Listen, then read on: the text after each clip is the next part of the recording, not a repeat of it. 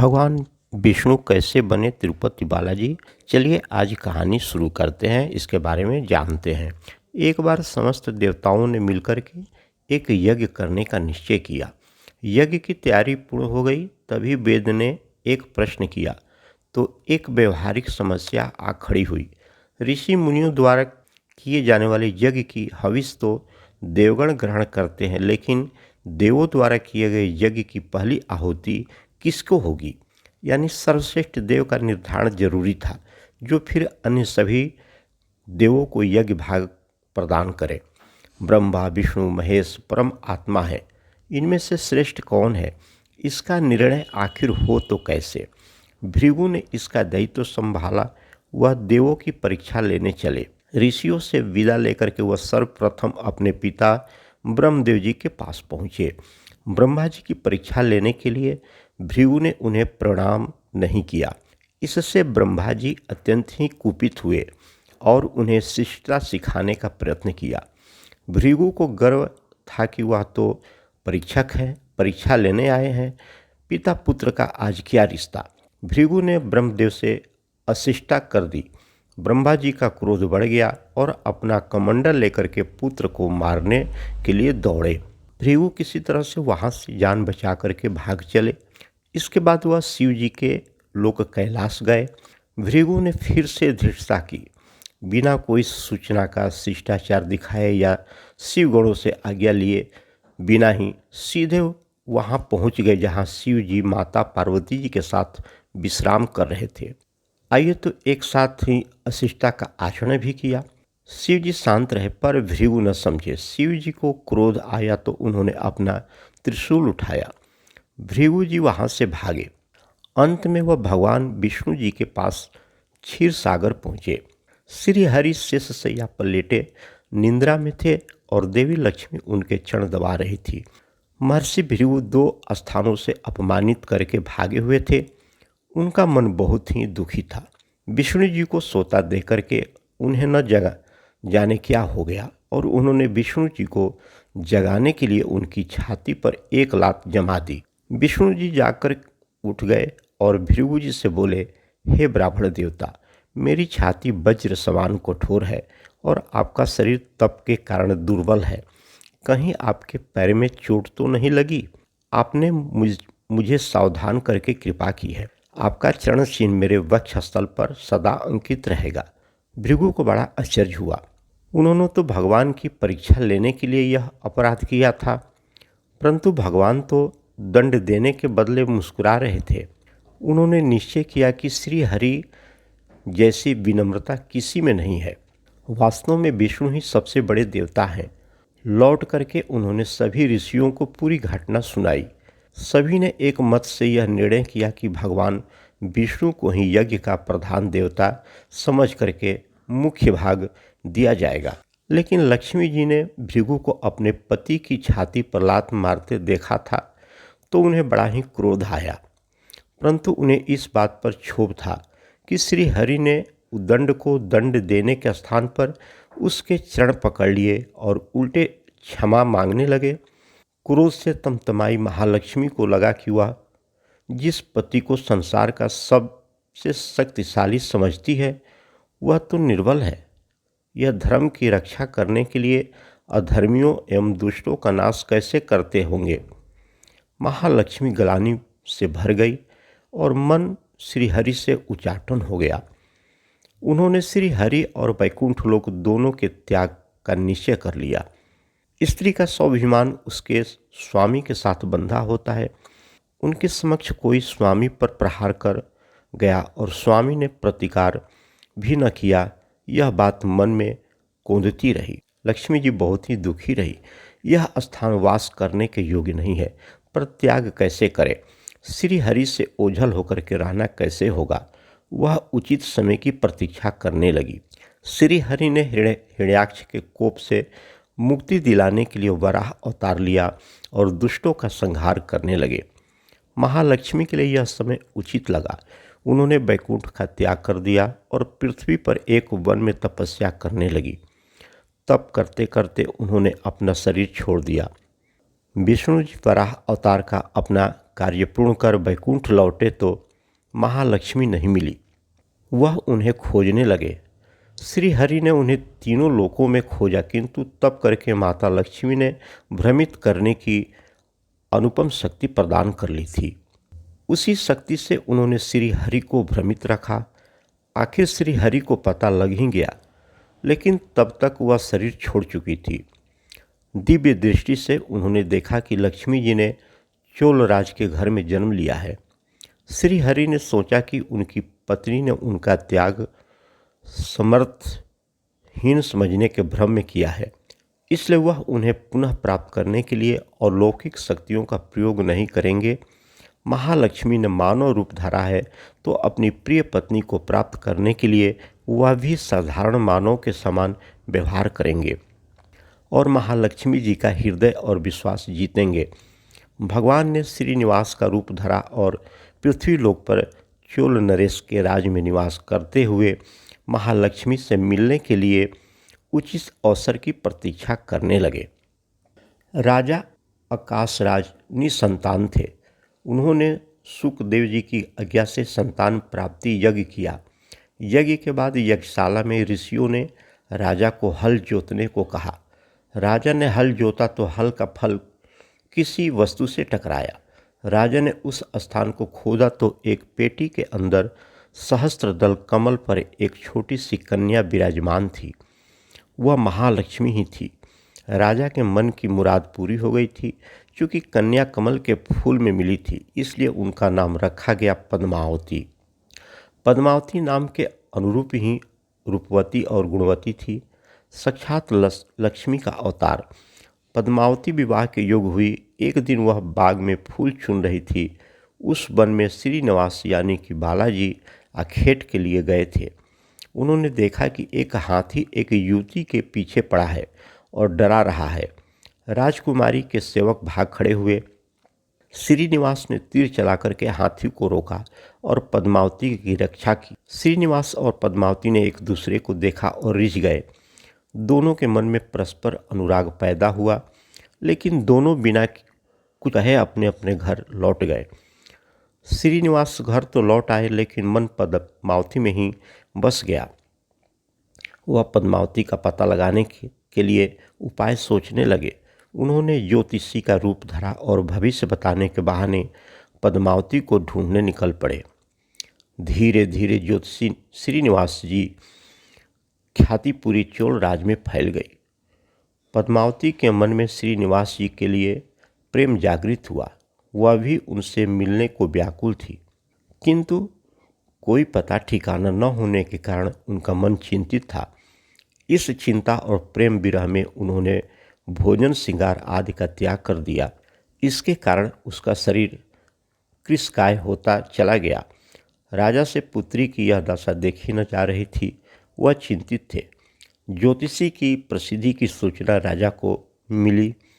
राजा ने ज्योतिषी श्रीनिवास को बुलाया और सारी बात बता करके अपनी कन्या की दशा का कारण बताने को कहा। श्रीनिवास राजकुमारी का हाल समझाने पहुँचे तो पद्मावती को देख करके प्रसन्न हो गए। उनका उपक्रम सफल हुआ। उन्होंने पद्मावती का हाथ अपने हाथ में लिया। कुछ देर तक पढ़ने का स्वांग करने के बाद बोले, महाराज, आपकी पुत्री प्रेम के विरह में जल रही है। आप इनका शीघ्र विवाह कर दें तो ये स्वस्थ हो जाएगी। पद्मावती ने अब श्रीनिवास जी की ओर देखा। देखते ही पहचान लिया। उनके मुख पर प्रसन्नता के भाव आए और वह हंसी। काफ़ी दिनों बाद पुत्री को प्रसन्न देख राजा को लगा कि ज्योतिषी का अनुमान सही है। राजा ने श्रीनिवास जी से पूछा, ज्योतिषी महाराज, यदि आपको यह पता है कि मेरी पुत्री प्रेम के विरह में पीड़ित है, तो आपको यह भी सूचना होगी कि मेरी पुत्री को किससे प्रेम हुआ है। उसका विवाह करने को तैयार हूँ। आप उसका परिचय दें। श्रीनिवास ने कहा, महाराज, आपकी पुत्री एक दिन वन में फूल चुनने गई थी। एक हाथी ने उन पर हमला किया तो उसके सैनिक और दासियां भाग खड़ी हुई। राजकुमारी के प्राण एक धनुधर ने बचाए थे। राजा ने कहा, हाँ, मेरे सैनिकों ने बताया था कि एक दिन ऐसी घटना हुई थी। एक वीर पुरुष ने उसके प्राण बचाए थे, लेकिन मेरी पुत्री के प्रेम से उस घटना का क्या तात्पर्य है। श्रीनिवास जी ने बताया, महाराज, आपकी पुत्री को अपनी जान बचाने वाले उसी युवक से प्रेम हुआ है। राजा के पूछने पर श्रीनिवास ने कहा, वह कोई साधारण युवक नहीं है, बल्कि शंख चक्रधारी स्वयं भगवान विष्णु ही है। इस समय बैकुंठ को छोड़कर के मानव रूप में श्रीनिवास के नाम से पृथ्वी पर वास कर रहे हैं। आप अपनी पुत्री का विवाह उनके साथ कर सकते हैं। मैं इसकी सारी व्यवस्था करा दूंगा। यह बात सुनकर के राजा प्रसन्न हो गए कि स्वयं विष्णु उनके जमाई बनेंगे। श्रीनिवास और पद्मावती का विवाह तय हो गया। श्रीनिवास रूप में श्रीहरि ने शुकदेव के माध्यम से समस्त देवी देवताओं को अपने विवाह की सूचना भिजवा दी। शुकदेव की सूचना से सभी देवी देवता अत्यंत प्रसन्न हुए। देवी देवता श्रीनिवास जी से मिलने और बधाई देने पृथ्वी पर पहुँचे, परंतु श्रीनिवास जी को खुशी के बीच एक चिंता भी होने लगी। देवताओं ने पूछा, भगवान, संसार की चिंता हरने वाले आप इस उत्सव के मौके पर इतने चिंतातुर क्यों हो रहे हैं? श्रीनिवास जी ने कहा, चिंता की तो बात ही है, धन का अभाव। महालक्ष्मी जी ने मुझे त्याग दिया, इस कारण से धनहीन हो चुका हूँ। स्वयं महालक्ष्मी ने तब से शरीर त्याग करके मानव रूप लिया है और पिछली स्मृतियों को गुप्त कर लिया है। इस कारण उन्हें यह सूचना नहीं है कि वह महालक्ष्मी का स्वरूप है। वह तो स्वयं को राजकुमारी पद्मावती ही मानती है। मैंने निर्णय किया है कि जब तक उनका प्रेम पुनः प्राप्त नहीं करता, अपनी माया का उन्हें आभास नहीं कराऊंगा। इस कारण मैं एक साधारण मनुष्य का जीवन व्यतीत कर रहा हूँ, और वह है राजकुमारी। राजा की पुत्री से शादी करने और घर बसाने के लिए धन, वैभव और ऐश्वर्य की जरूरत होती है। वह मैं कहाँ से लाऊं? स्वयं नारायण को धन की कमी सताने लगी। मानव रूप में आए प्रभु को भी विवाह के लिए धन की आवश्यकता हुई। यही तो ईश्वर की लीला है। ईश्वर की लीला है, जिस रूप में रहते हैं उस योनि के जीवों के सभी कष्ट सहते हैं। श्रीहरि विवाह के लिए धन का प्रबंध कैसे हो, इस बात से चिंतित थे। देवताओं ने जब यह सुना तो उन्हें आश्चर्य हुआ। देवताओं ने कहा, कुबेर आवश्यकता के बराबर धन की व्यवस्था कर दें। देवताओं ने कुबेर का आवाहन किया तो कुबेर प्रकट हुए। कुबेर ने कहा, यह तो मेरे लिए प्रसन्नता की बात है कि आपके लिए कुछ कर सकूं। प्रभु, आपके लिए धन का तत्काल प्रबंध करता हूं। कुबेर का कोष आपकी कृपा से ही सुरक्षित है। श्री हरि ने कुबेर से कहा, यक्षराज कुबेर, आपको भगवान भोलेनाथ ने जगत और देवताओं की धन की रक्षा का दायित्व सौंपा है। उसमें से धन मैं अपनी आवश्यकता के हिसाब से लूँगा। आवश्यकता पूरी होने पर मेरी एक शर्त भी होगी। श्री हरि कुबेर से धन प्राप्ति की शर्त रख रहे हैं। यह सुनकर के सभी देवता आश्चर्य में पड़ गए। श्री हरि ने कहा, ब्रह्मा जी और शिव जी साक्षी रहें। कुबेर से धन ऋण के रूप में लूँगा, जिससे भविष्य में ब्याज सहित चुकाऊँगा। श्री हरि की बात से कुबेर समेत सभी देवता विस्मय में एक दूसरे को देखने लगे।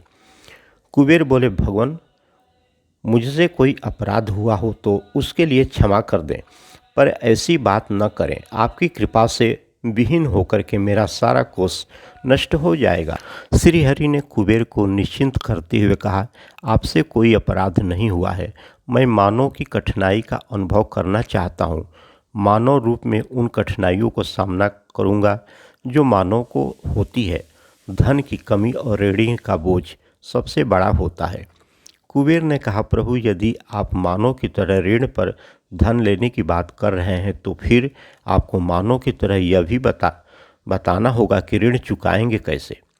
मानव को ऋण प्राप्त करने के लिए कई शर्तें झेलनी पड़ती है। श्रीनिवास ने कहा, कुबेर, यह ऋण मैं नहीं, मेरे भक्त चुकाएंगे, लेकिन मैं उनसे भी कोई उपकार नहीं लूँगा। मैं अपनी कृपा से उन्हें धनवान बनाऊँगा। कलयुग में पृथ्वी पर मेरी पूजा धन, ऐश्वर्य और वैभव से परिपूर्ण देवता के रूप में होगी। मेरे भक्त मुझसे धन, वैभव और ऐश्वर्य की मांग करेंगे। मेरी कृपा से उन्हें यह प्राप्त होगा। बदले में भक्तों से मैं दान प्राप्त करूंगा, जो चढ़ावे के रूप में होगा। मैं इस तरह से आपका ऋण चुकाता रहूँगा। कुबेर ने कहा, भगवान, कलयुग में मानव जाति धन के विषय में बहुत विश्वास के योग्य नहीं रहेगी। उन पर आवश्यकता से अधिक विश्वास करना क्या उचित होगा? श्रीनिवास जी बोले, शरीर त्यागने के बाद तिरुपति जी के तिरुमाला पर्वत पर बालाजी के नाम से लोग मेरी पूजा करेंगे।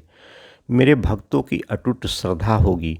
वह मेरी आशीर्वाद से प्राप्त धन में मेरा हिस्सा रखेंगे। इस रिश्ते में न कोई दास्ता है और न कोई याचक। हे कुबेर, कलयुग के आखिरी तक भगवान बालाजी धन, ऐश्वर्य और वैभव के देवता बने रहेंगे। मैं अपने भक्तों को धन से परिपूर्ण करूंगा तो मेरे भक्त दान से न केवल मेरे प्रति अपना ऋण उतारेंगे बल्कि मेरा ऋण उतारने में भी मदद करेंगे। इस तरह से कलयुग की समाप्ति के बाद मैं आपका मूलधन लौटा दूंगा। कुबेर ने श्री हरि द्वारा भक्त और भगवान के बीच एक ऐसे रिश्ते की बात सुनकर के उन्हें प्रणाम किया और धन का प्रबंध कर दिया। भगवान श्रीनिवास और कुबेर के बीच हुए समझौते के साक्षी स्वयं ब्रह्मा और शिव जी थे। दोनों वृक्ष रूप में साक्षी बन गए। आज भी पुष्पकर्णी तीर्थ के किनारे ब्रह्मा और शिव जी बरगद के पेड़ के रूप में साक्षी बनकर के खड़े हैं। ऐसा कहा जाता है कि निर्माण कार्य के लिए स्थान बनाने के लिए इन दोनों पेड़ों को जब काटा जाने लगा तो उनमें से खून की धारा फूट चली। पेड़ काटना बंद करके उसकी देवता की तरह पूजा होने लगी। इस तरह से भगवान श्रीनिवास यानी कि बालाजी और पद्मावती यानी कि माता लक्ष्मी विवाह पूरे धूमधाम से हुआ, जिसमें से सभी देवतागण पधारे।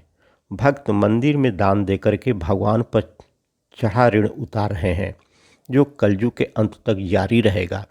जय श्री बालाजी महाराज। ऐसे ही और वीडियो के लिए हमारे चैनल को सब्सक्राइब करें, लाइक करें, कमेंट करें। धन्यवाद।